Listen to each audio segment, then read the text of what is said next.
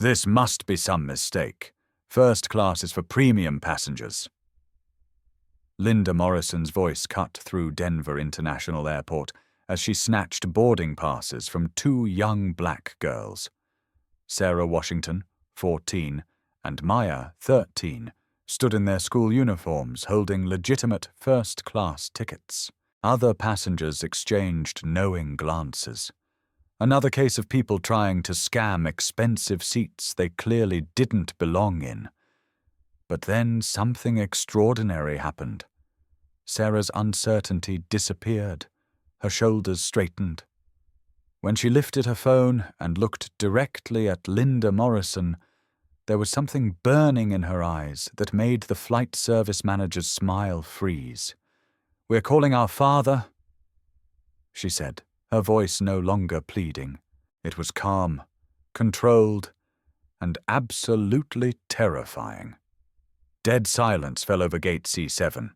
The smirking passengers suddenly looked uncomfortable because everyone realized they had witnessed discrimination against exactly the wrong family.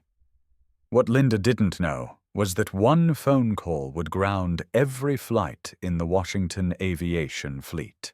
Sarah approaches the gate with Maya close behind, both girls radiating the quiet confidence that comes from attending one of Denver's most prestigious private academies. Sarah, 14 and mature beyond her years, has learned to navigate challenging situations with grace through debate team and student council leadership. Maya, 13 and still idealistic, believes the world operates on fairness and merit after years of honor roll achievements and science fair victories. Today, that idealism is about to be shattered in the most public way possible. The girls wear matching blazers with the distinctive crest of Denver Academy Preparatory School, an institution that costs more per year than most people's salaries. Sarah carries a leather portfolio containing her acceptance letter to a summer program at Georgetown University's Law School for Gifted Students.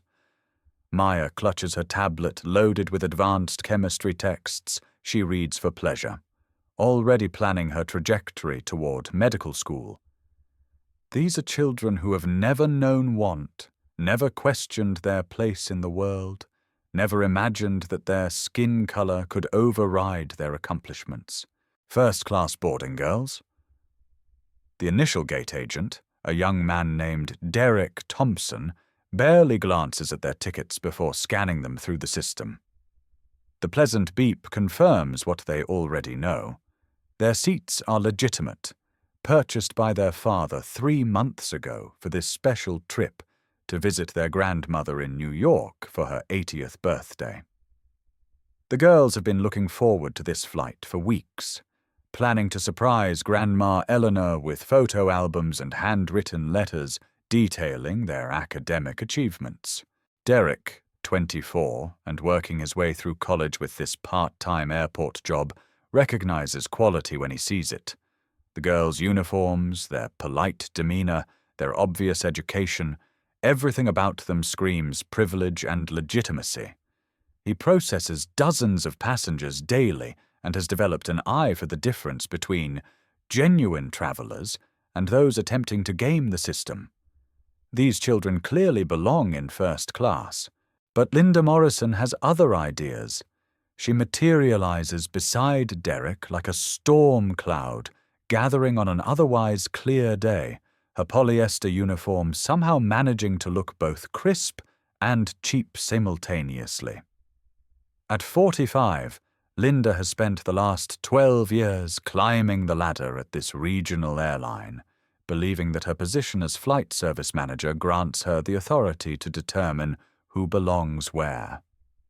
Her eyes narrow as she takes in the two young black girls holding first-class boarding passes, her mind immediately jumping to conclusions that say more about her limitations than their legitimacy.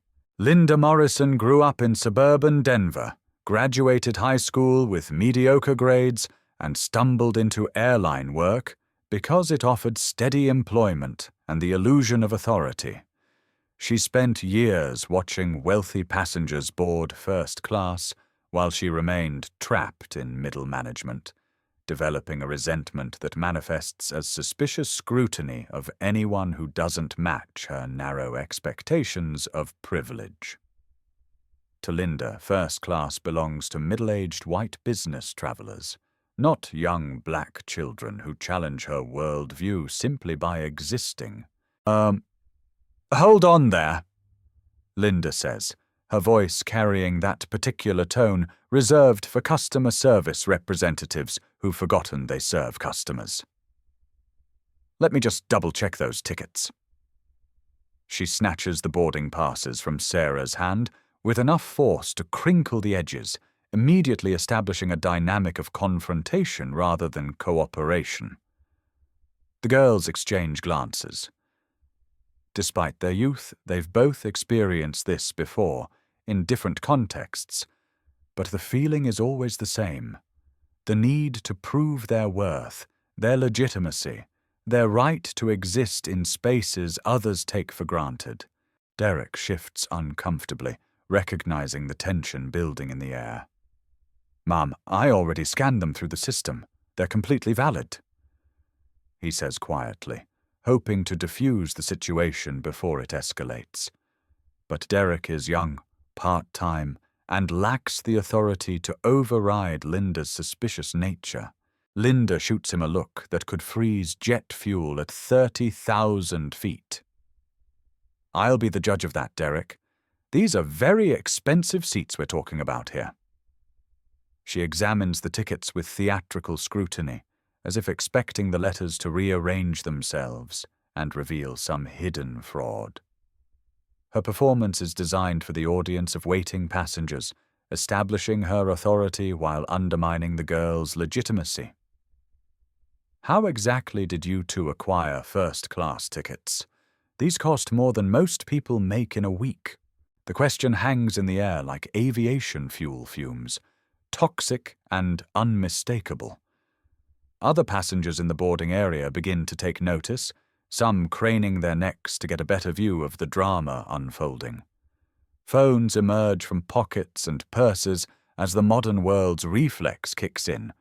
Document everything, because sometimes documentation is the only thing standing between truth and corporate spin. "Oh." Sarah's jaw tightens, but her voice remains steady, drawing on years of debate team training that taught her to remain calm under pressure. "We purchased them with our father's credit card for a family trip. Is there a specific problem?" She knows exactly what the problem is, but she also knows the game. Make them say it. Make them expose themselves. Force them to articulate their bias.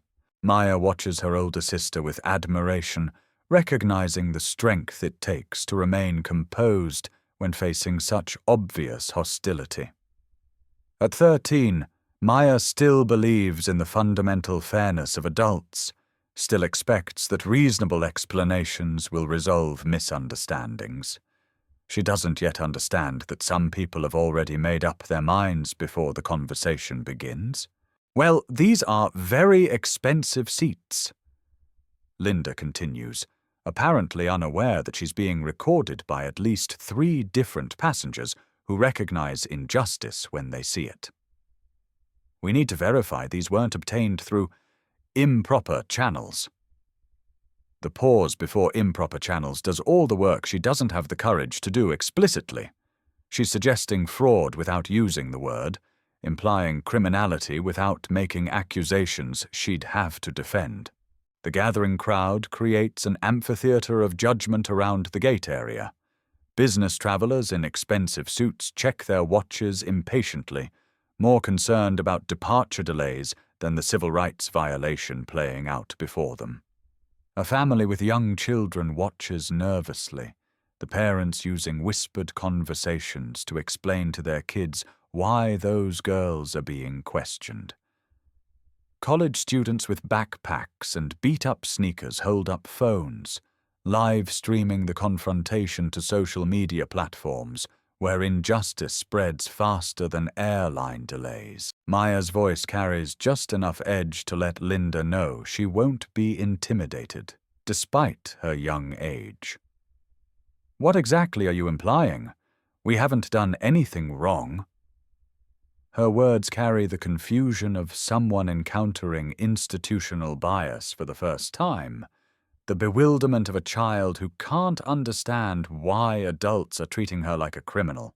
Linda's supervisor complex kicks into overdrive, fed by years of believing that her position gives her the right to interrogate anyone who doesn't fit her narrow definition of appropriate.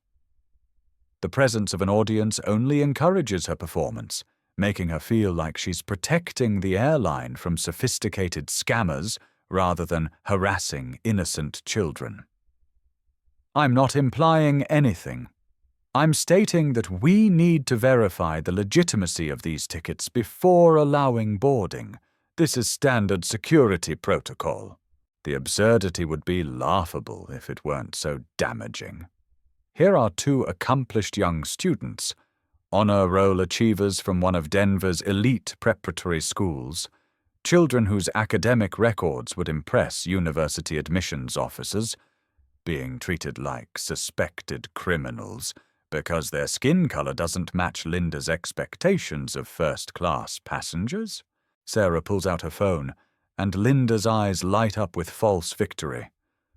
Recording this won't change airline policy, she says smugly, apparently believing she's demonstrated some kind of authority. But Sarah isn't recording.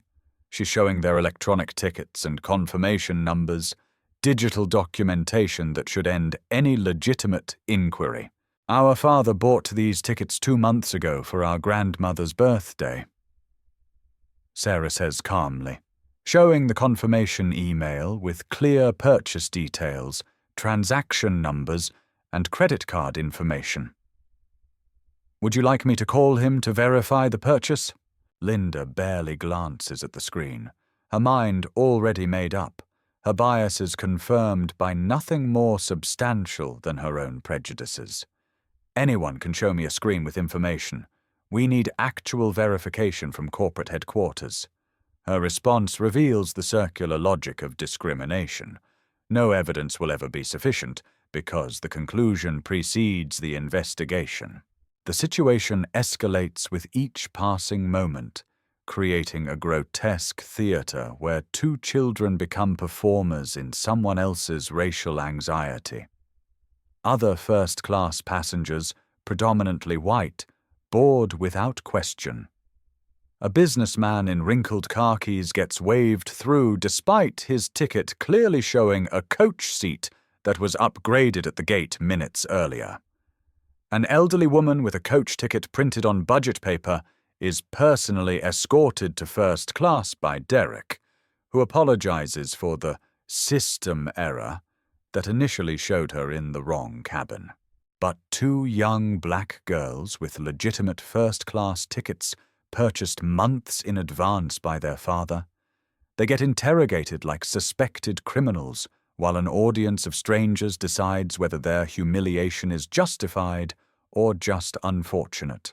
The boarding gate transforms into a theater of humiliation as Linda Morrison escalates her performance for an increasingly uncomfortable audience. What began as suspicious questioning morphs into outright harassment, and the 50-odd passengers waiting to board find themselves witnessing something that makes them squirm in their uncomfortable airport seating: the public humiliation of 2 young children whose only crime is existing while black in a space someone decided they don't belong. The gate area becomes a courtroom where Linda Morrison serves as judge, jury, and executioner of policies that exist only in her prejudiced imagination. Overhead, the departure board shows Flight 447 to LaGuardia on time for boarding, but down here on the ground, 2 teenagers are learning their first harsh lesson about how the world really works when no one with power is watching to protect them. I'm going to need you 2 to step aside. Linda announces, her voice now carrying the authority she believes her polyester uniform grants her. She gestures toward a corner of the gate area, like a school principal banishing misbehaving students. Except these children have done nothing wrong except challenge her assumptions about who deserves first-class treatment. We can't allow boarding until this is resolved to my satisfaction. The implication is clear. These children are problems to be managed, not passengers to be served.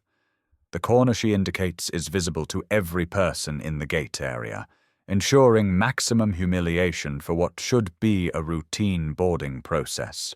Sarah's maturity beyond her years kicks in, drawing on lessons from her advanced placement government class about civil rights and documentation.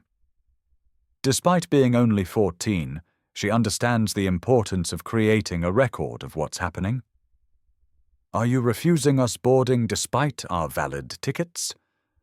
she asks clearly, ensuring her phone's recording captures every word with the precision of someone who already grasps that justice often depends on evidence. "And can you please state your name and position for the record?"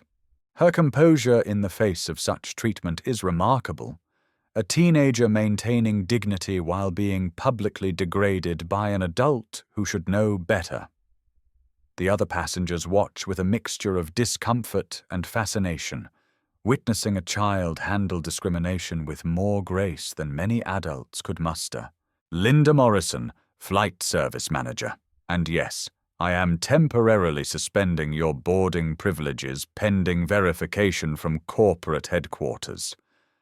Linda announces with the confidence of someone who believes she's demonstrating leadership rather than revealing her own inadequacies. She straightens her shoulders, apparently convinced that she's protecting the airline from sophisticated fraudsters rather than traumatizing innocent children. We take security very seriously here at Washington Aviation. Security. The word drops like a lead weight into the conversation, transforming paying customers into potential threats with a single syllable. Because when customer service fails, when politeness reveals its racist underbelly, institutions always reach for the security blanket. It's the magic word that transforms legitimate passengers into suspicious characters, that justifies any level of scrutiny or humiliation in the name of protecting something indefinable and ultimately meaningless. Maya's composure finally cracks under the weight of injustice that no 13-year-old should have to bear. Security. We're just kids trying to visit our grandmother. Her voice carries the confusion and hurt of someone whose worldview is being shattered in real time, the bewilderment of a child who can't understand why adults are treating her like a criminal. What exactly about us seems like a security threat? The question hangs in the recycled airport air, highlighting the absurdity of treating two honor students in private school uniforms as potential terrorists. But Linda is beyond reason now, intoxicated by her own authority and the audience of passengers who provide validation for her performance. She signals to airport security with the dramatic flair of someone calling for backup in a dangerous situation. Two security officers approach with the weary reluctance of people who've been called to handle a disturbance that clearly isn't one. Officer James Chen, a 8-year veteran of airport security, and his partner, Officer Maria Santos, recognize the script playing out before them. They've seen this performance too many times, always with the same cast of characters. Their body language suggests they know exactly what this is, but their paychecks depend on responding to every call, regardless of legitimacy. "Ladies, we need you to step over here with us," Officer Chen says, his tone apologetic but firm, caught between his professional obligations and his personal recognition that this situation is absurd. His eyes convey an apology his position won't let him articulate directly, Sorry these girls are experiencing this. Sorry he has to participate in their humiliation. Sorry the system works this way. The whispers from other passengers grow louder, creating a soundtrack of judgment and speculation that follows the girls as they're escorted away from the boarding line. Phones continue recording, capturing every moment for social media platforms where outrage spreads faster than flight delays. A child in the waiting area asks her mother why those girls are in trouble, and the mother's embarrassed shushing only highlights the absurdity of the situation. This is 2025, not 1955, yet here they are, watching two young black students being removed from a gate because someone decided they didn't look like they belonged in first class. "Is this really necessary?" asks a business traveler in an expensive suit, his conscience finally overriding his concern about flight delays. "They're just children with tickets." His voice carries the authority of someone accustomed to being heard, but Linda dismisses him with a wave that suggests his opinion is irrelevant to her security theater. "Sir, this is airline business. Please return to your seat." Linda responds curtly, apparently believing that her authority extends to controlling passenger commentary on her performance. But her dismissal of a first-class passenger's concern reveals the selective nature of her respect. Some people's opinions matter, others don't, and the distinction follows predictable patterns. Sarah maintains her dignity even as she's being publicly humiliated, drawing on reserves of strength that shouldn't be necessary for someone her age. This is discrimination, plain and simple. We have valid tickets, valid identification, and we've done nothing wrong except exist while black in your airport. Her words carry a maturity that shouldn't be necessary for a 14-year-old, creating a record that will be impossible to dismiss later when lawyers review the footage. The legal language comes naturally to Sarah, who spends her free time reading Supreme Court cases and planning her future career in civil rights law. Even at 14, she understands that precision matters, that words become evidence, that dignity in the face of injustice sometimes requires speaking truth that adults prefer to ignore. Linda overhears and decides to make her position crystal clear, her voice rising to ensure the entire gate area can hear her justification. "This has nothing to do with race. This is about policy. We can't just let people sneak into first class because they claim to have valid tickets." The word claim does all the heavy lifting in that sentence, transforming purchased tickets into allegations, paid seats into attempted theft. "Sneak!" Maya's voice rises despite her attempts to control it. 13 years of good behavior cracking under the pressure of such unfair treatment. "Our dad bought these tickets. We have receipts. We have confirmation numbers." She's crying now, tears of frustration and bewilderment streaming down her face as she struggles to understand how the adult world can be so fundamentally unfair to children who've done nothing wrong. The sight of a 13-year-old crying while being interrogated by airport security creates an uncomfortable moment of recognition for the gathered passengers. This isn't abstract policy enforcement. This is the systematic humiliation of children whose crime is challenging someone's racial assumptions about who belongs where. The gate area falls silent except for the ambient noise of arriving and departing flights, creating an eerie backdrop for the human drama playing out at ground level. 50 passengers watch as two young students are degraded for the entertainment of corporate policies that exist to protect the feelings of people like Linda Morrison.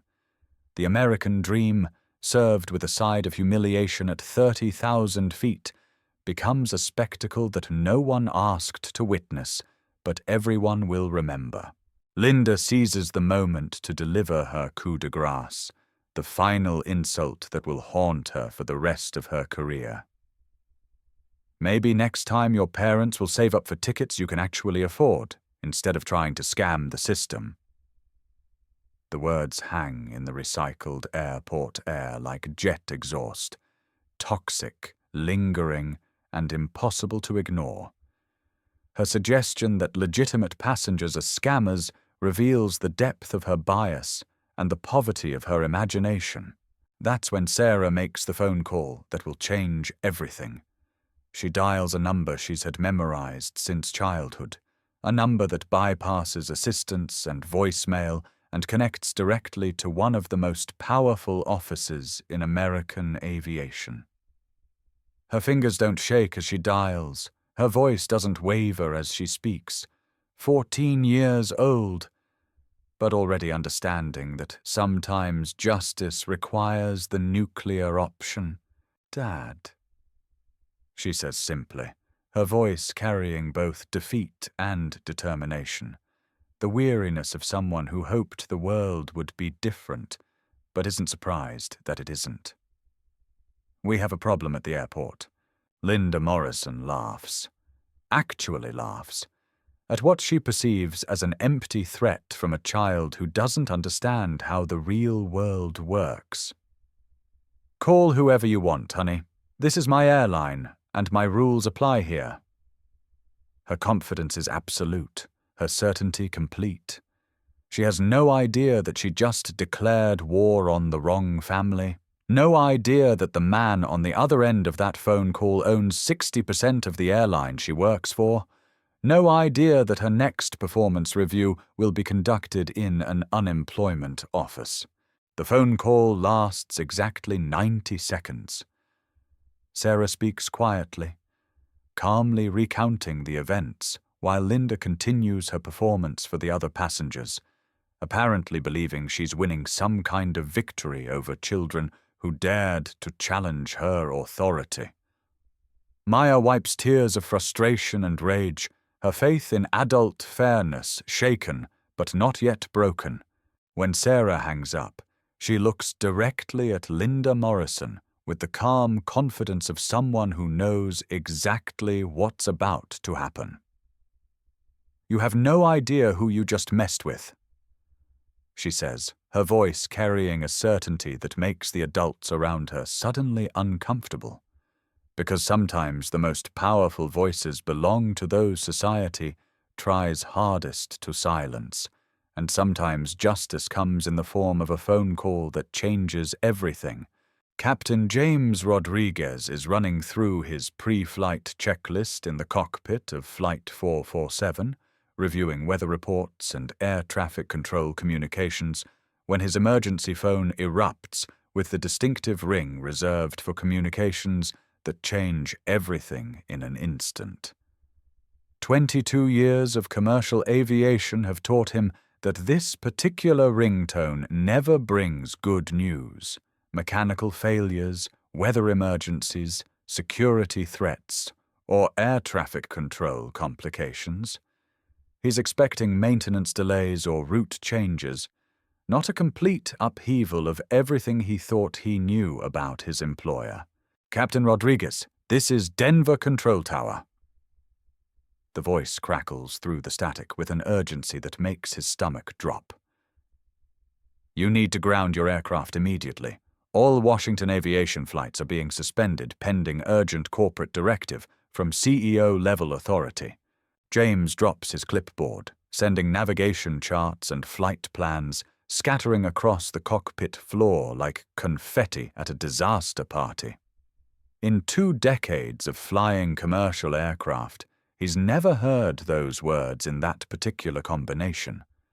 Airlines don't ground entire fleets for anything short of natural disasters, federal mandates, or catastrophic safety issues. "What? We have 212 passengers ready to board. We're cleared for takeoff in 15 minutes. What kind of corporate directive grounds an entire fleet on a Tuesday afternoon?" "Sir, this comes directly from CEO James Washington's office. All flights, immediately. No exceptions, no explanations. Just ground everything and await further instructions." The air traffic controller's voice carries the bewilderment of someone delivering orders that make no sense, but come from authority too high to question. The words hit James like clear air turbulence at 40,000 feet. Sudden, disorienting, and completely unexpected. The economic implications alone would be staggering. Hundreds of thousands of dollars in lost revenue, passenger compensation costs, rebooking expenses, and federal regulatory filings. Airlines measure success in minutes and profit in margins thin enough to be destroyed by decisions this dramatic. Did he say why? Did corporate give any explanation for shutting down the entire operation? James asks, but the line has already gone dead, leaving him staring at silent radio equipment and wondering if he's living through some kind of corporate nightmare. Meanwhile, gate agents throughout Denver International Airport begin receiving identical messages on their computer terminals, red banner alerts that transform their screens into harbingers of corporate chaos. Flight 447 to LaGuardia, cancelled. Flight 923 to Miami, cancelled. Flight 156 to Seattle, cancelled. The Washington Aviation Departure Board transforms from a schedule of dreams and destinations into a roster of corporate confusion that sends ripples of panic through the airport's operational structure. Derek Thompson, the original gate agent who had processed Sarah and Maya's tickets without incident, stares at his screen in bewilderment as cancellation notices flood his terminal.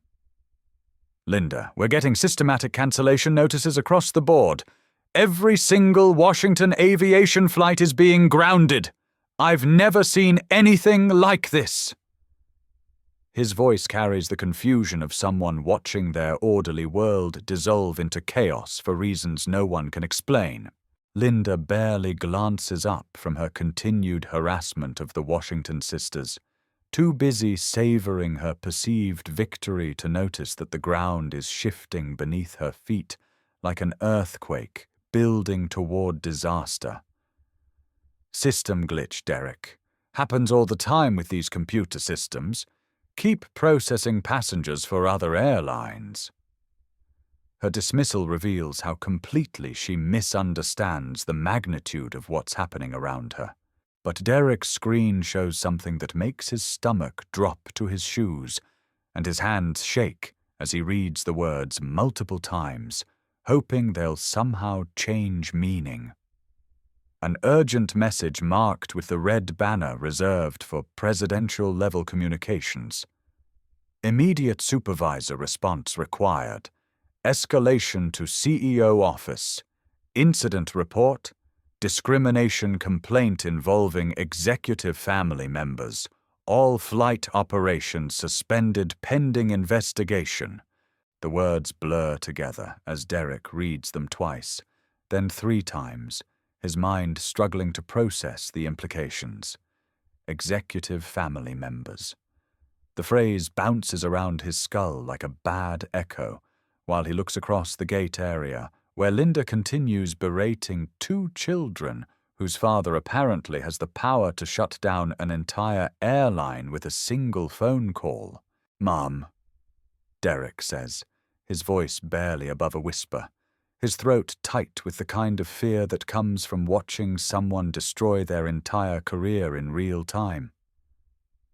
"Mom, I really think you need to see this message right now." Linda waves him off dismissively, apparently believing that her authority over 2 children is more important than corporate communications.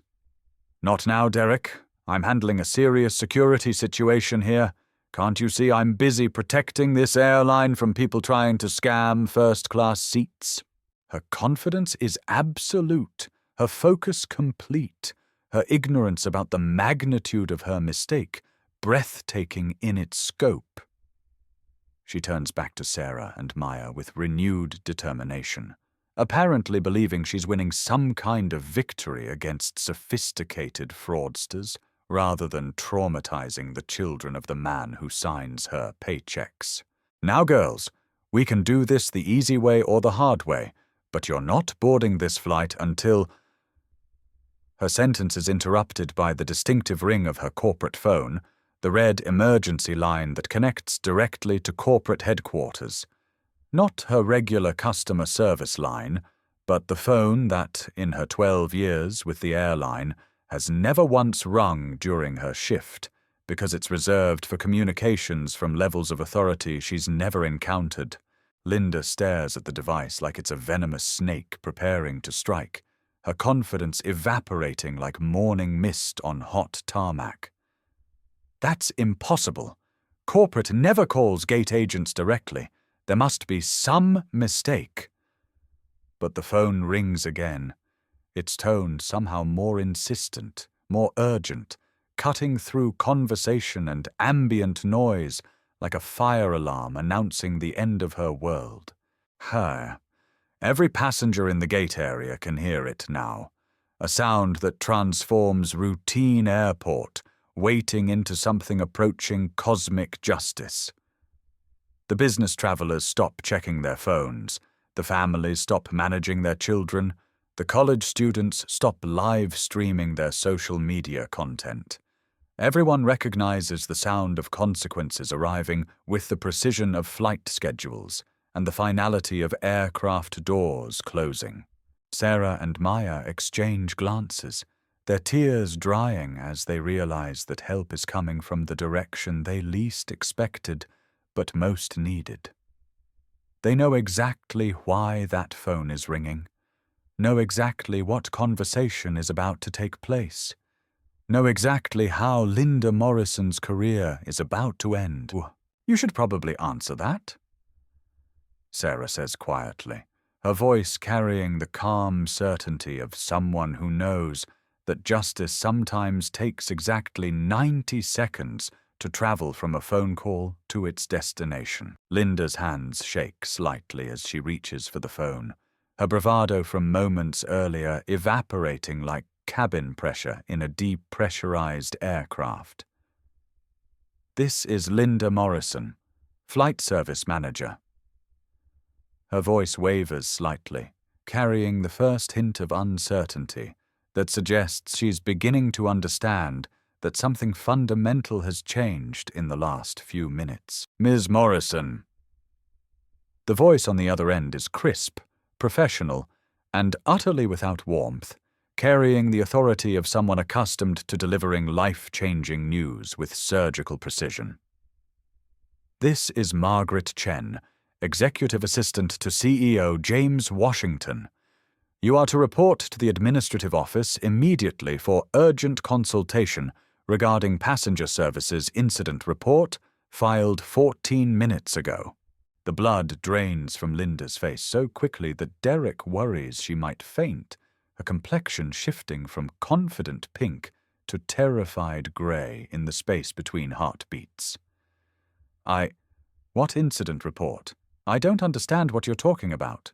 "The discrimination complaint filed against you personally by Sarah Washington and Maya Washington, daughters of CEO James Washington. Your employment status is under immediate review pending investigation of civil rights violations occurring under your direct supervision." The words are delivered with the clinical precision of a medical diagnosis, each syllable carrying the weight of career-ending consequences. The phone slips from Linda's suddenly nerveless fingers, clattering onto the gate counter with a sound that seems to echo throughout the terminal like a gavel announcing the end of her professional life. Around the gate area, passengers begin to understand what they're witnessing. Not just customer service gone wrong, but a corporate execution playing out in real time with the efficiency of airline operations and the finality of crashed aircraft.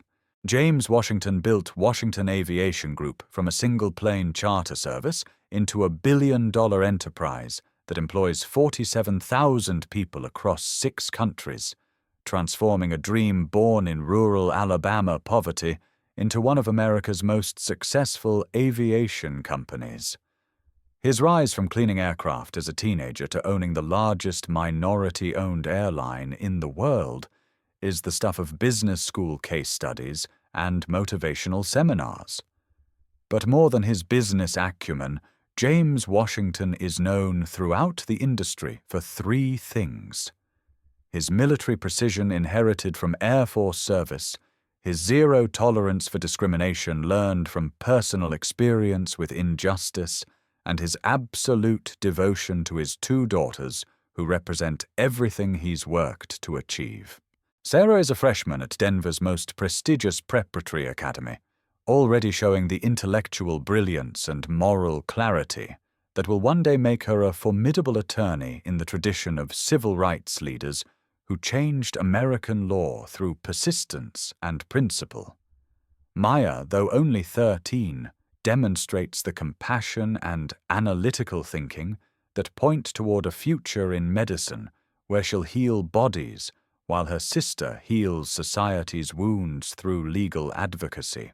Both girls have inherited their father's intelligence, his work ethic, and his absolute refusal to accept injustice in any form, characteristics that make them exactly the wrong children to humiliate in public while cameras record every moment of their degradation.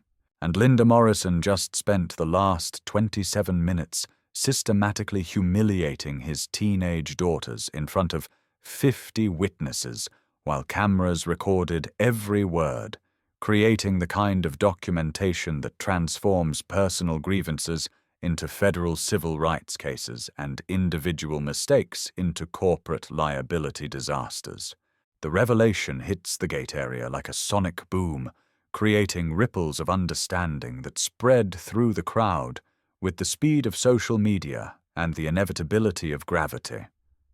Whispers spread through the assembled passengers as people begin connecting the dots between the Washington name on every terminal sign, every employee badge, every aircraft in the fleet, and the two children who just endured 27 minutes of systematic humiliation from someone whose paycheck depends on their father's signature. Derek approaches Linda, who stands frozen beside the still-ringing corporate phone, like someone who's just realized they've been standing on a landmine for the past half hour. "Mom, they're asking for you in the administrative office right now. Security is coming to escort you there immediately." Linda Morrison's airline career, 12 years of climbing corporate ladders, of believing her uniform granted her authority over people she deemed unworthy, of confusing bias with policy and prejudice with protection, ends not with a dramatic confrontation, but with the quiet efficiency of corporate consequences delivered through proper channels with bureaucratic precision. The same system that protected her discrimination for years now turns against her with mechanical efficiency, demonstrating that sometimes justice arrives not through protests or lawsuits, but through the simple recognition that some mistakes are too expensive to ignore and some employees are too dangerous to keep. In the distance, airport security approaches the gate area, moving with the purposeful stride of people who know exactly why they're coming and exactly who they're coming for. Not for Sarah and Maya Washington this time, but for the woman who thought her bias was policy and her prejudice was protection of an airline she didn't even know belonged to their family. The administrative office of Denver International Airport feels like a corporate courtroom as Linda Morrison sits across from regional manager Patricia Hayes, whose expression suggests she'd rather be anywhere else in the world, perhaps directing air traffic during a thunderstorm or explaining flight delays to angry passengers, anything other than conducting a termination interview that will likely result in federal civil rights investigations and multi-million-dollar lawsuits. The conference table between them might as well be an ocean, separating someone whose career is ending in real time from someone trying to calculate how many zeros this lawsuit will contain and how quickly the company can distance itself from an employee who just created a public relations nightmare with legs long enough to run for years. "Let me ensure I understand correctly," Patricia says, consulting the incident report that arrived via emergency corporate transmission 26 minutes ago, complete with video attachments and witness statements that read like a civil rights lawyer's dream case. You refused boarding to 2 minor passengers with valid first-class tickets, subjected them to public humiliation, called security to remove them from the gate area, and suggested their family was attempting to defraud the airline. Linda's voice catches in her throat like an aircraft engine sucking foreign objects into its intake, destroying itself from the inside. I was following standard security protocols. They seemed suspicious to me. I was protecting the airline. Her words sound weak even to her own ears. The desperate justification of someone who knows their explanations won't save them but can't stop trying anyway. Suspicious how exactly? Patricia asks, her pen poised over legal paperwork that will document every word for the federal investigators who will inevitably review this case. And what, in your professional opinion, does a first-class passenger look like? Particularly a 14- and 13-year-old first-class passenger? The question hangs in the recycled office air like a trap waiting to be sprung, because Linda can't articulate what made her suspicious without revealing the racism that motivated her actions. She can't explain her protocols without admitting they exist solely to exclude people who don't match her prejudices. She can't defend her behavior without confessing that her judgment was based on skin color rather than legitimate security concerns. They didn't seem like first-class passengers to me. Linda mumbles, the inadequacy of her explanation obvious even to someone whose career has just been destroyed by her own bias. Young kids with expensive tickets. It seemed unusual. Patricia makes a note that Linda suspects will become Exhibit A in a discrimination lawsuit, each word carefully chosen to document the confession that just occurred. And you felt empowered to make that determination based on what training or experience? Before Linda can answer with another inadequate explanation, the conference room phone erupts with the authoritative ring that means corporate headquarters is calling, and everyone in the room knows this conversation is about to become even more uncomfortable for someone whose employment is already effectively terminated. Patricia answers on the second ring, her posture straightening automatically as she recognizes the gravity of receiving a direct call from the executive level. Ms. Hayes, this is James Washington. The voice carries the quiet authority of someone accustomed to being obeyed without question, someone whose decisions affect thousands of employees and millions of dollars in corporate operations. I need a full report on the incident involving my minor daughters, and I need Ms. Morrison's employment terminated immediately. Linda watches Patricia's face cycle through surprise, recognition, and barely concealed panic as the regional manager realizes she's speaking directly to the man whose signature appears on her employment contract and whose decisions determine her career trajectory. Patricia has spent 8 years climbing the corporate ladder at Washington Aviation, and she knows exactly how quickly careers can end when James Washington personally involves himself in operational decisions.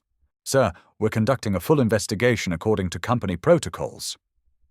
Patricia begins, but James Washington's voice cuts through her attempt at bureaucratic delay with the precision of air traffic control directing emergency landings. No investigation necessary, Mrs. Hayes. I have video footage from 7 different passengers, audio recordings of the entire interaction, and witness statements from 53 people who watched your employee humiliate my children for 27 minutes. James Washington's voice remains calm, but Linda can hear the steel underneath, the controlled fury of a father who watched his daughters experience systematic discrimination while adults stood by and did nothing. Ms. Morrison no longer works for this company. Security will escort her from the premises immediately. The line goes dead with the finality of aircraft doors closing, leaving Patricia staring at the phone for a moment before turning to Linda with the expression of someone delivering a terminal diagnosis to a patient who doesn't quite understand that their condition is beyond treatment. Ms. Morrison, your employment with Washington Aviation Group is terminated effective immediately. Security will escort you from the airport within the next 10 minutes. Patricia slides a termination letter across the conference table, each word printed on company letterhead that Linda will never see again. This incident will be reported to the Department of Transportation's Office of Aviation Enforcement and Proceedings, the Equal Employment Opportunity Commission, and the Federal Aviation Administration's Civil Rights Division. Linda's world collapses like an aircraft losing cabin pressure, sudden, devastating, and irreversible, leaving her gasping for breath in an environment that can no longer sustain her professional life. 12 years of employment, her airline benefits, her pension contributions, her corporate health insurance, her professional reputation. Gone in the time it takes for one phone call to change everything forever. "You can't do this to me," she whispers, her voice carrying the desperation of someone who still doesn't understand that consequences are arriving with the precision of airline schedules and the finality of crashed aircraft. "I was doing my job the way I understood it. Your job was to serve customers, not interrogate children based on your personal biases." Patricia replies, her tone carrying the weary authority of someone who spent too many years cleaning up messes created by employees who confused prejudice with policy. This incident will be reported to industry-wide databases. Any future employment in commercial aviation will require disclosure of this termination. The implications hit Linda like ground turbulence at maximum intensity, shaking everything she thought she knew about her professional future. Not only is she losing her current job, but her actions have effectively blacklisted her from the entire aviation industry. The same sector where she spent over a decade building expertise and seniority now becomes permanently closed to her, transformed from career foundation into professional graveyard by 27 minutes of bias-driven harassment. Security arrives in the form of 2 officers who approach with professional courtesy but unmistakable purpose, their presence announcing that Linda Morrison's time as a Washington Aviation employee has officially ended. "Ma'am, we need to escort you from the terminal immediately. Please gather your personal belongings." The walk from the administrative office to the employee exit becomes Linda's final flight with Washington Aviation, a journey of shame past colleagues who avert their eyes and passengers who recognize her as the woman from the videos already spreading across social media platforms where her behavior will be preserved forever as a cautionary tale about the consequences of institutional bias. Her corporate badge, the symbol of authority she wielded so carelessly against Sarah and Maya Washington, gets confiscated at the security checkpoint with the same efficiency that processes thousands of passengers daily. The badge that once granted her access to gates and aircraft and the illusion of power over other people's lives becomes another piece of evidence in a case that will define her professional legacy.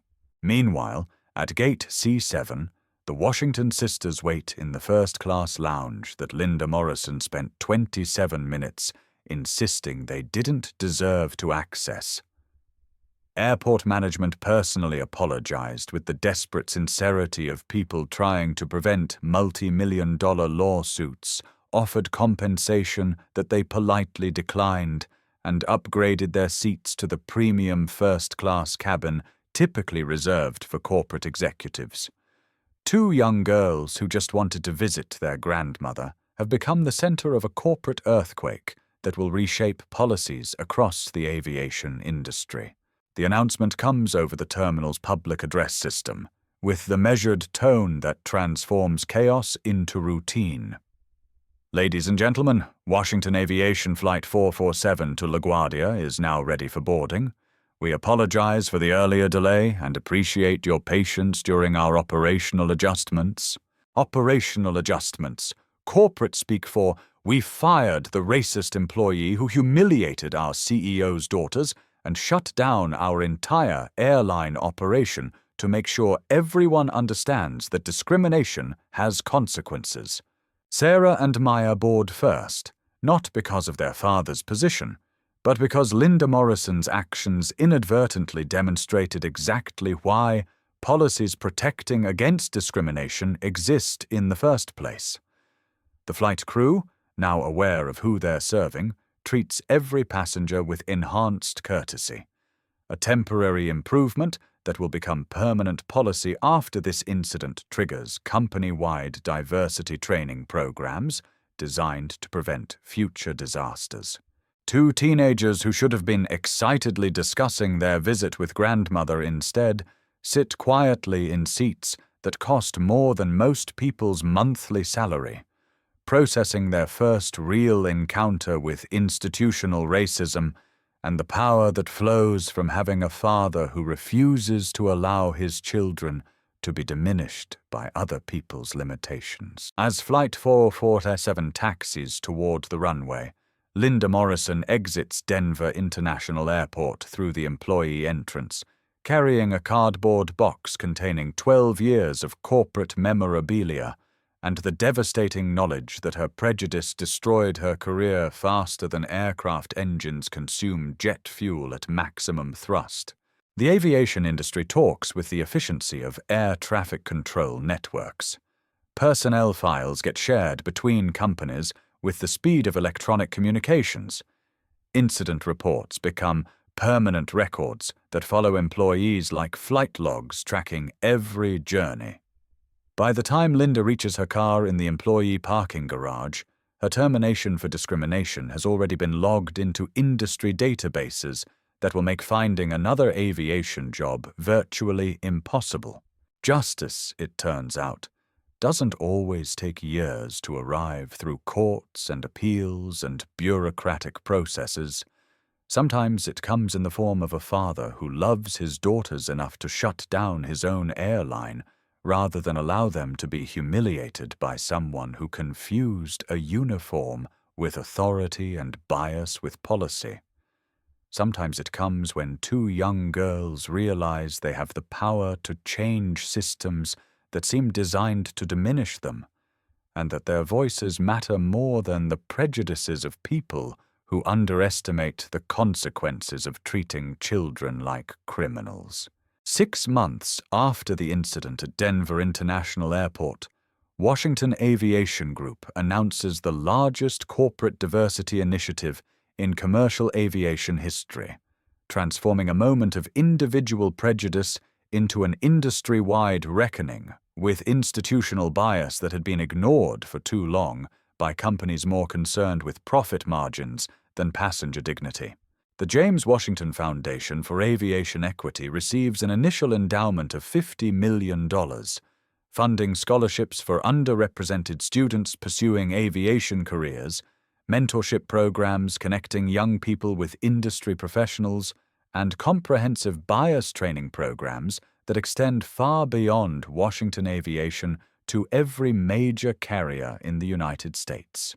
Sarah and Maya Washington become the public faces of this transformation, but not in the way anyone might expect them to leverage their father's position for personal advancement.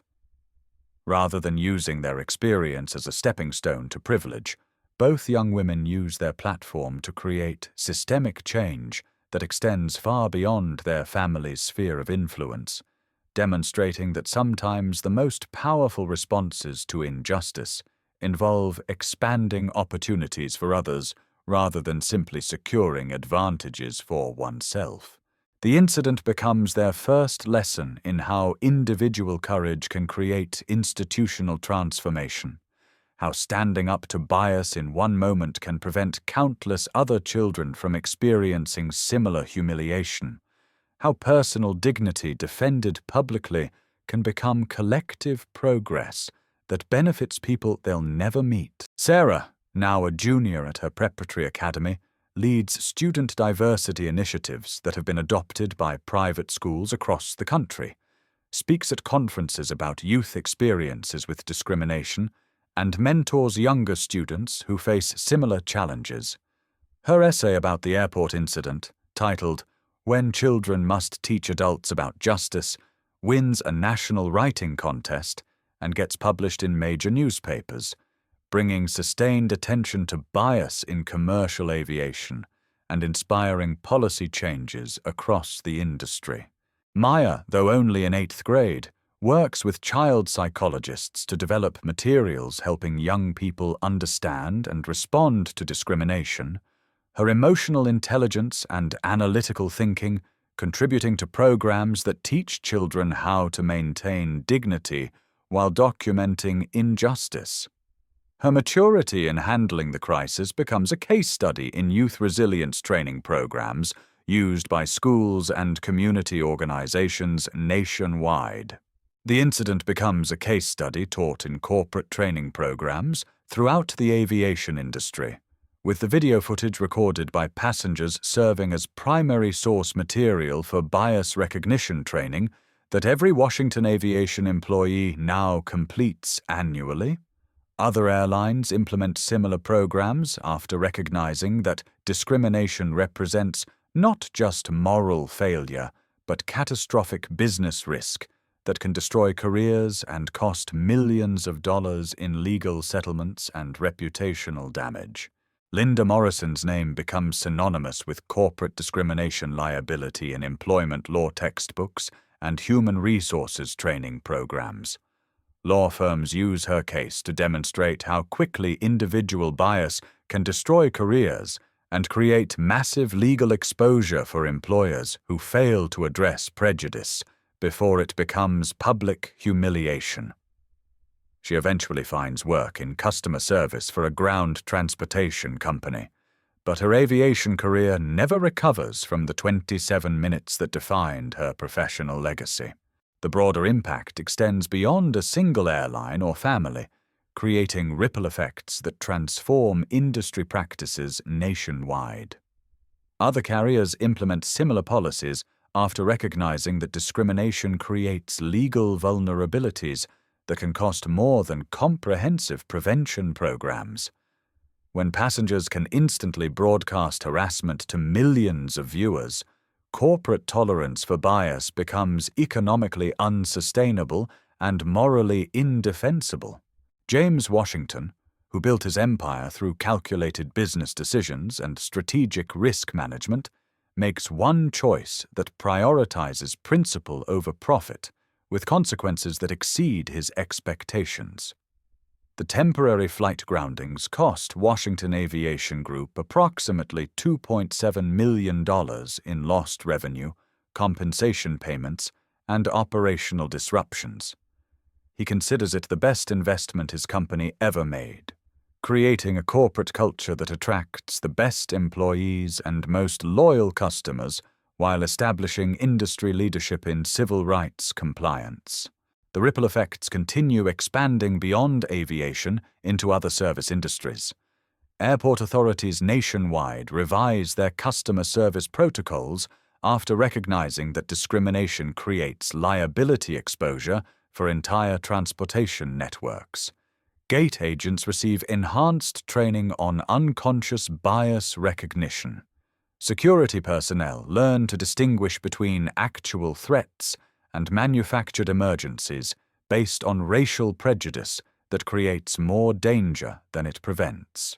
Sarah and Maya Washington now fly frequently for school trips and family visits. Sarah participating in Model United Nations conferences across the country, where she advocates for civil rights policies. Maya attending specialized science camps during summers, where she develops research interests in medical equity and healthcare access for underserved communities. They're treated with professional courtesy that should be standard for all passengers, but too often isn't. Their experience serving as a reminder that dignity shouldn't require special access codes or family connections to corporate power. Every time they present their boarding passes, they remember the day discrimination met consequence through the power of documentation, family support, and a father's refusal to allow his daughters to be diminished by someone else's limitations. Their story becomes part of aviation folklore, the day a phone call shut down an airline and changed an industry forever. But more importantly, it becomes proof that individual acts of courage, supported by institutional power committed to justice, can create transformation that extends far beyond any single moment of conflict. It becomes a lesson that age doesn't determine the ability to stand up for injustice, that sometimes the most powerful voices belong to those society tries hardest to silence, and that change in America often comes not through legislation or protest alone, but through quiet moments when power chooses principle over convenience. The Washington Aviation Terminal at Denver International still displays the company founder's original mission statement: excellence in aviation through respect for every passenger. After the incident with Linda Morrison, those words carry the weight of lived experience rather than empty corporate rhetoric, backed by policies that make respect measurable through training programs, hiring practices, and consequences that transform good intentions into institutional change. Their story reminds everyone who hears it that justice doesn't always require years of legal battles or legislative campaigns. Sometimes it arrives in the form of a phone call that changes everything, when consequence finally catches up with behavior, and when the simple act of treating people with dignity becomes revolutionary rather than routine, because too many institutions have forgotten that basic human respect should be the foundation of customer service, rather than an aspiration that remains forever out of reach. This story raises uncomfortable questions that extend far beyond aviation, challenging each of us to examine our own responses to discrimination and our willingness to intervene when we witness injustice unfolding before our eyes. How many times have you witnessed bias masquerading as policy, prejudice disguised as procedure, discrimination delivered with the authority of uniforms and corporate protocols? The Washington sisters had resources most people lack: a father with institutional power, legal knowledge, and economic influence that could shut down an entire airline operation with a single phone call. But their experience before that intervention mirrored what millions of people face daily: being questioned, doubted, and diminished because their presence challenges someone else's narrow expectations of who belongs where.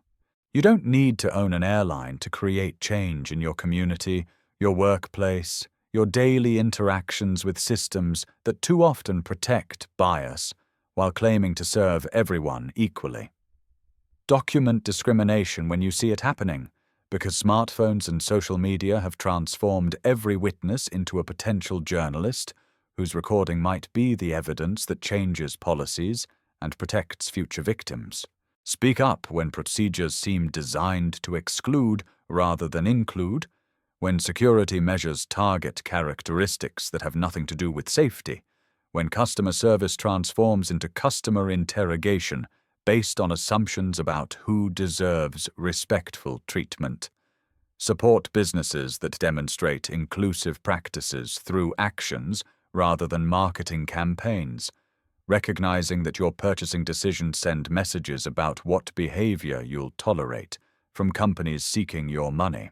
Share stories that need amplification, especially those involving young people who show courage in the face of adult prejudice, because their voices often carry moral clarity that challenges systems more effectively than complex legal arguments or political speeches. Challenge policies that protect institutional bias under the guise of security or tradition, recognizing that progress often requires questioning authority that has gone unexamined for too long. Recognize that every small stand against discrimination creates precedent for larger transformations, that individual courage inspires collective action, that personal dignity defended publicly becomes community progress that benefits people you'll never meet, but whose lives improve because you refused to stay silent when silence would have been easier.